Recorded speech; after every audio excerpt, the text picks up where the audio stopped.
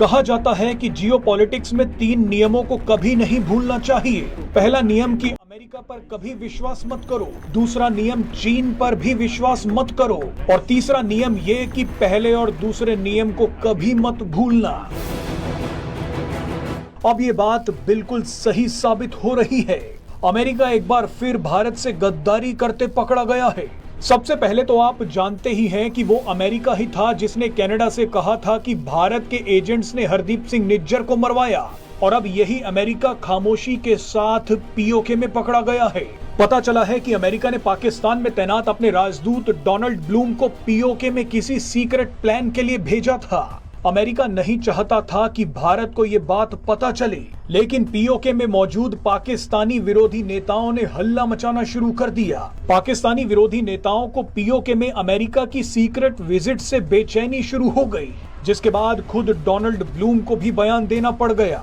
अमेरिकी राजदूत Donald Bloom 6 दिनों के लिए गिलगिट बाल्टिस्तान और बलूचिस्तान के दौरे पर पहुंचे थे। अपनी सीक्रेट विजिट के दौरान डोनाल्ड ब्लूम ने सीपैक से जुड़े 2 मुख्य प्रोजेक्ट्स भी देखे। एक्सपर्ट्स का मानना है कि अमेरिका ने यह इसलिए किया है ताकि वो एक ही समय पर भारत और चीन दोनों पर काबू रख सके। अमेरिका पाकिस्तान का इस्तेमाल समय समय पर भारत और चीन को दबाने के लिए करता आया है।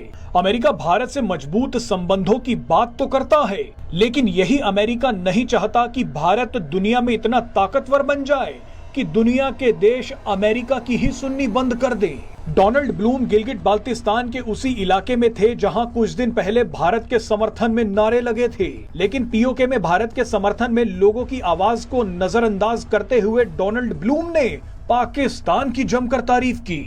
डोनाल्ड ब्लूम ने पाकिस्तान को अमेरिका का मजबूत पार्टनर बताया है, यानी अमेरिका भारत को साफ संदेश देना चाहता है कि अभी दुनिया में उसी की बादशाहत है, भारत किसी गलत फहमी में ना रहे। वैसे अमेरिका की ये हरकत दिखाती है कि उसे भारत की बढ़ती ताकत से डर लगने लगा है, इसीलिए अमेरिका पीओके में अपने राजदूत को भेजकर भारत को परेशान करने की कोशिशों में लगा है। हाल ही में खबर सामने आई थी कि पाकिस्तान को कई महीनों की मीटिंग्स के बाद जुलाई 2023 में आईएमएफ से $3 बिलियन का बेल आउट पैकेज मिला था। पाकिस्तान को ये लोन दिलवाने में अमेरिका ने अहम भूमिका निभाई थी। रिपोर्ट के मुताबिक आईएमएफ से लोन हासिल करने के लिए पाकिस्तान को अमेरिका के साथ हथियारों की एक सीक्रेट डील करनी पड़ी थी।